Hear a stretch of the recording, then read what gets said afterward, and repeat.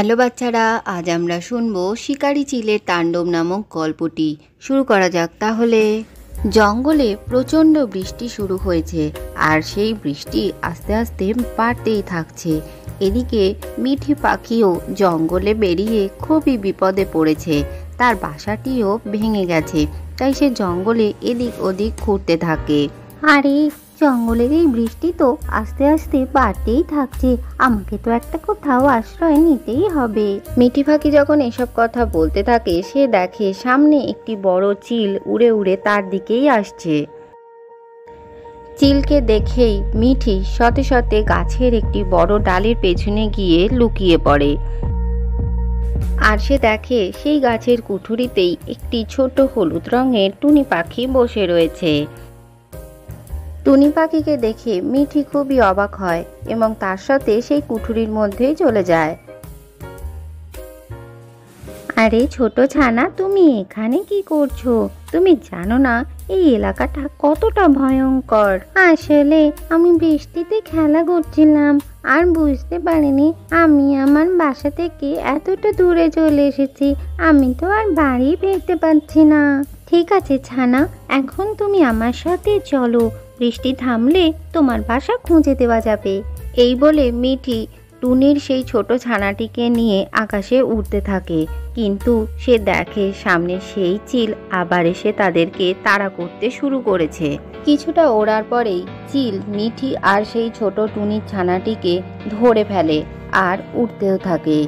ভয় পেও না আমার ছোট ছানা, ঈশ্বরের ওপরে ভরসা রাখো, তিনি নিশ্চয়ই আমাদের ছাড়ানোর ব্যবস্থা করবেন। চিল এবার মিঠি ও ছোট ছানাটিকে তার ডেরায় নিয়ে যায় আর তাদেরকে একটি মোটার দড়ি দিয়ে বেঁধে রাখে। থাকো তোমরা এখানে, আমি এক্ষুনি আসছি।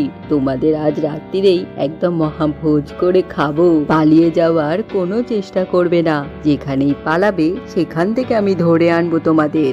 ঠিক আছে চিল, তুমি আমাকে খেয়ে নাও, কিন্তু এই ছোট বাচ্চাটাকে তার বাড়ি যেতে দাও।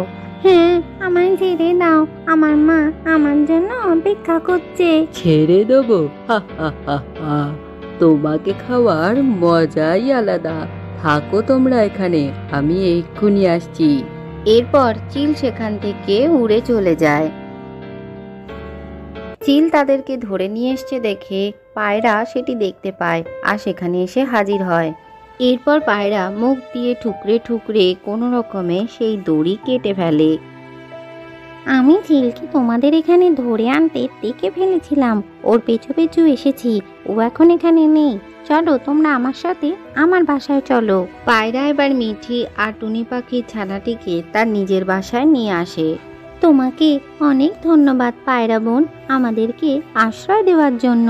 মিঠি আর টুনি পাখি, তোমরা এখানে নিশ্চিন্তে থাকো। আর মিঠি, তুমি তো ডিমও দিতে চলেছো, এবারে তুমি ডিমটা আমার বাসাতেই দিও। বৃষ্টি থেমে গেলে তুমি তোমার নতুন বাসা তৈরি করে নিও। এদিকে চিল বাসায় ফিরে দুটি ছানাকে না দেখতে পেয়ে খুবই রেগে যায় আর বলতে থাকে, আচ্ছা, কোথায় পালাবি আমার হাত থেকে? এক্ষুনি তোদেরকে খুঁজে আনছি আর তোদেরকে একেবারে মুড়িয়ে খাবো। এখান থেকে পালানো? এরপরে চিল উঠতে উঠতে জঙ্গলে প্রতিটা পাখির বাসার কাছে গিয়ে গিয়ে দেখতে থাকে সেখানে মিঠি পাখি আর টুনি পাখি আছে কিনা, কিন্তু প্রত্যেক বাসার সামনে গিয়ে দেখে সেখানে তারা দুজন নেই।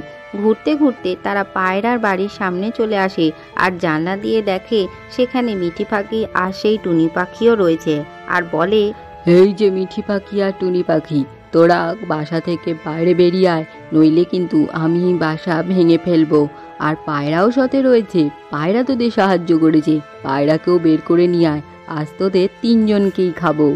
চলো মিঠি পাখি, আমাদের বাইরে যেতেই হবে, নইলে এই চিল আমাদের ঘরে এসে আমাদের বেড়ে যাবে। আমরা এবার কি করে বাঁচবো পায়রা? তুমিও আমাদের সাথে বিপদে পড়ে গেলে। চিলের ডাকে ভয় পেয়ে তারা সবাই বাড়ির বাইরে চলে আসে।